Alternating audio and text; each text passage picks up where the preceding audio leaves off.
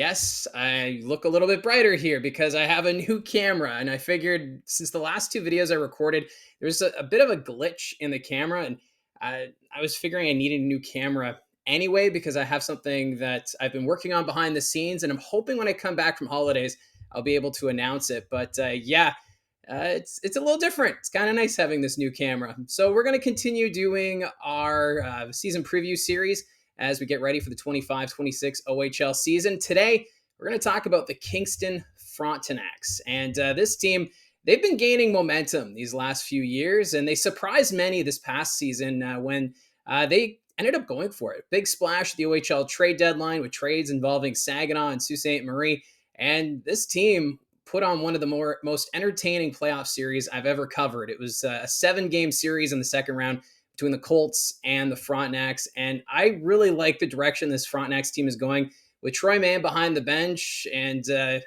with Cooper in the GM role. I feel as though this team is in good hands, and I don't think this ride is over yet. So let's look at the last 3 seasons involving Kingston. Back in 2022-23, they missed the playoffs, and they had a record of 27-38, 1-2 for 57 points. In 23-24, there was improvement. 33-31-4 was their record for 70 points. And then they had a date with the North Bay Battalion in the first round. That ended up being a 5-game series. And then this past season, what a run it was for the Frontenacs. 40-25-3, 88 points. They were right there challenging with Brantford and Oshawa for top spot in the East Division. They fell just short in that race, but they would go to the second round and play a home game, a home team series in the second round against the Barrie Colts. And that would be a 7-game classic. So there's a lot of players graduating from this Kingston Frontenacs team, but they have the pieces, I think, for a true contender, I'm feeling, for the 26-27 campaign. We'll get to that a little bit later. But looking at last season's stats, their goals for was fantastic. 4.13 goals per game. Their goals against, 3.41. So a pretty good difference there. And then on their power play, it was lethal. 25% success rate, and that was 4th best in the OHL last season. While their penalty kill, not too bad. It was middle of the pack, sitting 11th at 77.7%. When you look at the top 5 scorers, Jacob Battaglia, he led the way. 40 goals, 50 assists for 90 points. And then what a pickup it was. Tuomas Jurinen from the Ottawa 67s before the season got underway. He was lights out. 38 goals, 52 assists, 52 points. Or make that 82 points. He was just so much fun to watch with the Kingston Frontenacs this past season. So the Vegas Golden Knights have a solid prospect on their hands. And then third in scoring, Cedric Gendon, another pickup before the season from Owen Sound. 33 goals, 52 assists for 85 points. And then Emil Pinyemi, he had a great season too. 10 goals, 50 assists, 60 points. And Ethan Miedema, 23 goals, 34 assists for 57 points. Then when you look at the goaltending, Charlie Schenkel, he was picked up at the OHL Trade Deadline from Sault Ste. Marie, had a record of 24-16, 897 save percentage.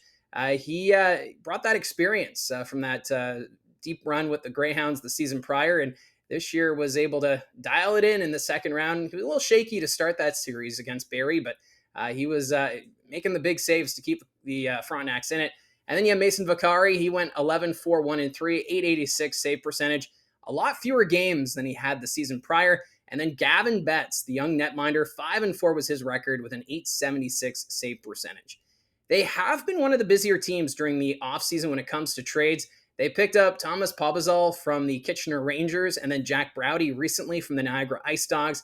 And then they traded away Ethan Miedema to the Guelph Storm and Matthew Soto to the Peterborough Petes, along with Mason Vicari to the Flint Firebirds. So 3 veterans from that team being sent away. Obviously, you're only allowed to dress 3 overagers per game, and the Frontenacs had to figure out who they want as their overagers going into the season. Also, it was just announced on Friday that Cal Ewens has been released, and he'll be playing for the Quebec Rampart next season in the QMJHL. Now, this team, they did sign one of their first-round picks, Matthew Henderson. He was selected 17th overall, but at the time of recording, still waiting for Alex Kuhlman to sign his commitment with the Kingston Frontenacs. At the time of recording, the talk was that Kuhlman's agent wanting to get more clarity on the new player agreement that the Ontario Hockey League has. That was also affecting Caden McGregor and the first-round selection of the Sarnia Sting. So maybe since I've recorded, maybe he's signed, but I'm on holiday, so I'll have to do that update video when I get back if, in fact, he signs.